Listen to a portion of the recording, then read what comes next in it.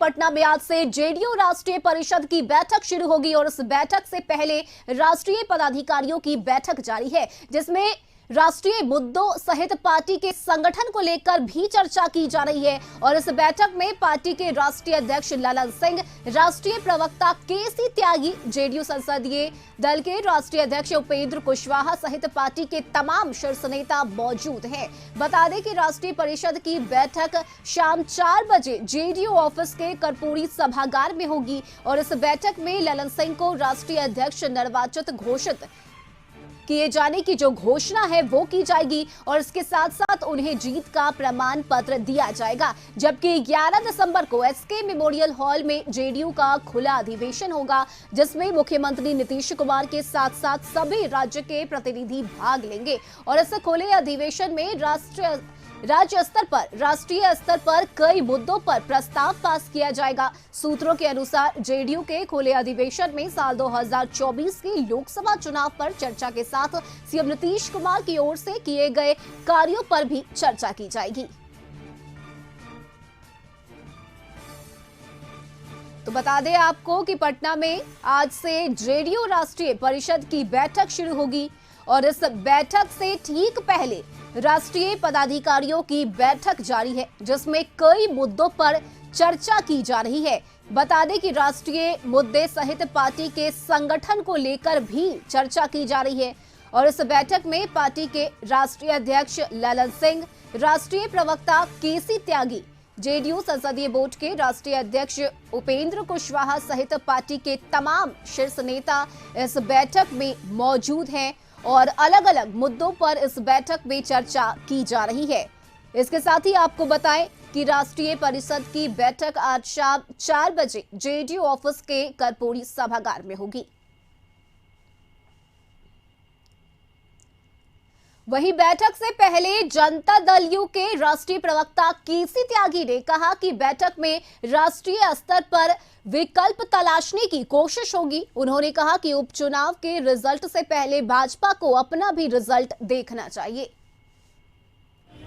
यहाँ 17 साल का राज हम कोई प्रतिक्रिया नहीं देते हैं, ये गरिमा के अनुकूल है। कई विधायक आरोप लगा रहे हैं वो पूरी की पूरी बीजेपी हमारे संपर्क में, ऐसे आरोपों का, ऐसे सवालों का कैसे हम जवाब दें? ये तो बिल्कुल निम्न स्तर के और बिलो द बेल्ट किस्म के आरोप और प्रत्यारोप पे। कोई वैचारिक बात हो, कोई सैद्धांतिक बात हो, कोई कार्यक्रम हो, उस पर लोगों का। और इस खबर पर ज्यादा जानकारी के साथ न्यूज रूम से संपादक अशोक मिश्र हमारे साथ जुड़ चुके हैं। अशोक जी, आज राष्ट्रीय परिषद की बैठक की जाएगी, लेकिन इससे ठीक पहले राष्ट्रीय पदाधिकारियों की बैठक इस वक्त जारी है। क्या लग रहा है इस बैठक में किन किन मुद्दों पर चर्चा की जा रही है? देखिए, रश्मि, राष्ट्रीय परिषद की बैठक 3 बजे से है और वो भी कर्पूरी सभागार में है, जदयू के प्रदेश मुख्यालय में। लेकिन जो सबसे बड़ी बात है कि इस बैठक के पहले राष्ट्रीय पदाधिकारियों की बैठक हुई है, फिर राष्ट्रीय कार्यकारिणी की बैठक होगी और उसके बाद फिर राष्ट्रीय परिषद की बैठक होनी है। इस बैठक में जो राष्ट्रीय पदाधिकारियों की बैठक हुई है उसमें पार्टी के जो संगठन के तीनों बड़े नेता वहाँ पर मौजूद हैं। पार्टी के राष्ट्रीय अध्यक्ष ललन सिंह मौजूद हैं, पार्टी के राष्ट्रीय प्रधान महासचिव केसी त्यागी मौजूद हैं और पार्टी संसदीय बोर्ड के अध्यक्ष उपेंद्र कुशवाहा इसमें मौजूद हैं। इसके अलावा पार्टी के अन्य महासचिव जैसे संजय झा समेत, रविंद्र सिंह समेत अन्य नेता भी इसमें बैठक हैं। लेकिन जो सबसे बड़ी बात है कि इस बैठक का मुख्य एजेंडा 2024 का जो लोकसभा चुनाव है वह चुनाव है। लेकिन सब इस बीच में कुढ़नी विधानसभा उपचुनाव में जो जदयू की करारी हार हुई है और इससे जो जदयू को झटका लगा है, इस पर भी चर्चा इस बैठक में होने की संभावना है। दूसरी ओर जदयू ने अपने संगठन को मजबूत करने के लिए संगठन का चुनाव कराया है और अब यह जदयू मानती है कि पार्टी के जो कार्यकर्ता है वो हर बूथ तक पहुंच गए, लेकिन इसका जो रिजल्ट है वो कहीं न कहीं जदयू के लिए संतोषजनक नहीं माना जा रहा है। तो इसलिए सबसे पहले पार्टी संगठन को किस तरह से मजबूत किया जाए, दूसरी तरफ जो उसके मतदाता हैं, जो उसके वोटर हैं, उनको किस तरह से जदयू के पाले में रखा जाए, तीसरी 2024 के चुनाव को लेकर के जदयू की क्या भूमिका होगी, चौथा विपक्षी एकता को लेकर के मुख्यमंत्री नीतीश कुमार की क्या भूमिका होगी, और विपक्षी एकता को सफल बनाने के लिए, इसको मुकाम तक पहुंचाने के लिए आखिर जदयू के कार्यकर्ता और नेता क्या करेंगे, इन सारी बातों पर गंभीरतापूर्वक विचार विमर्श किया जाएगा और ये सारे मुद्दे एजेंडे में भी आएंगे। दूसरी तरफ जदयू ने जातीय जनगणना को लेकर के जिस तरह से कदम उठाए हैं, नगर निकाय चुनाव को लेकर के जिस तरह से मुख्यमंत्री नीतीश कुमार के कैबिनेट ने आरक्षण दिया है पिछड़ों को, इन सारी बातों पर इस राष्ट्रीय परिषद और राष्ट्रीय कार्यकारिणी की बैठक में चर्चा होनी है। लेकिन सबसे अहम मुद्दा होगा 2024 का लोकसभा चुनाव।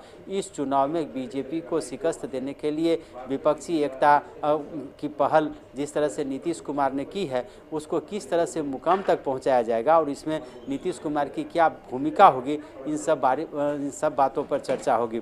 दूसरी बात है कि महागठबंधन बनने के बाद अब जदयू के राष्ट्रीय कार्यकारिणी की ये बैठक बुलाई गई है, तो निश्चित रूप से आप कह सकते हैं कि ये काफ़ी महत्वपूर्ण है। राष्ट्रीय अध्यक्ष के रूप में ललन सिंह की दूसरी बार ताजपोशी होनी है और सबसे बड़ी बात यह है कि ललन सिंह के राष्ट्रीय अध्यक्ष बनने के बाद जो उम्मीद लगाए जा रहे थे कि महागठबंधन में पार्टी जो शामिल हुई है जदयू, और तो कहीं न कहीं इसमें ललन सिंह की भी महत्वपूर्ण भूमिका है, लेकिन उसका जो रिजल्ट आया है उससे कहीं न कहीं जदयू मर्माहत है। इसलिए देखना होगा कि ये 2 दिन का जो राष्ट्रीय कार्यकारिणी और राष्ट्रीय परिषद की बैठक होती है उसमें जदयू की अगली रणनीति क्या होती है। जी बिल्कुल अशोक जी, साथ ही अगर बात करें तो बिहार में इस वक्त आरोपों की राजनीति भी देखने को मिल रही है। बीजेपी और साथ ही जेडीयू एक दूसरे पर आरोप प्रत्यारोप लगा रहे हैं, लेकिन इस सबसे परे जेडीयू खुद को लगातार मजबूत करने की कवायद में जुटी हुई है और यही वजह है कि कहीं ना कहीं इस बैठक के माध्यम से एक बड़ा संदेश भी देने की जो कोशिश है वो की जा रही है कि चाहे हमें हार का सामना करना पड़े, लेकिन इसके बावजूद जो हमारा मिशन है वो नहीं रुकेगा और इसी के तहत ये बैठक अपने आप में एक बड़ा मैसेज भी दे रहा है। बिल्कुल, देखिए हमने पहले ही कहा है कि जदयू के जो सर्वमान्य नेता हैं नीतीश कुमार, उन्होंने ये संकल्प दोहराया था कि 2024 में किसी भी कीमत पर बीजेपी को देश में आने नहीं देंगे, यानी कि दिल्ली की सत्ता में काबिज होने नहीं देंगे। लेकिन उसके पहले ही जो बिहार में चुनाव हुए हैं, उस विधानसभा के उपचुनाव हुए हैं, उसमें जदयू को गहरा झटका लगा है और बीजेपी कहीं न कहीं इसमें सफल रही है अपने चुनावी मिशन में। तो इसलिए ऐसी परिस्थिति में जदयू की अगली रणनीति क्या होगी, इस पर भी विचार होगा। और बीजेपी की जो जीत हुई है कोटनी में, उसको लेकर के बीजेपी के नेता काफ़ी मजबूत हैं और निश्चित रूप से ये कह सकते हैं कि उन्होंने नीतीश कुमार पर हमला कर दिया।